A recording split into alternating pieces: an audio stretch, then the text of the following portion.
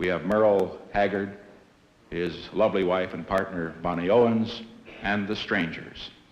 And they tell me that there's only one thing stronger than country moonshine, that's country music. We'll now find out. Thank you. I don't know exactly what to say, except I know that this will probably be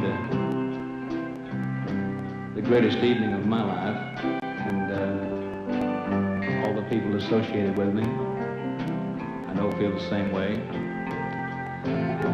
And to describe all the things that I would like to say, I don't have the vocabulary for it, so I have written a little poem here. That's the thing I do probably the best, and it's to the First Lady on her special day. And it goes, today is somebody's birthday. Some mother's child was born. Some will remember, some will forget, some will be tooting their horn. The older you are, the more it means, because the more you have to recall. Today is somebody's birthday,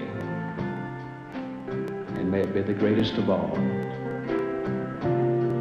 This is Nixon.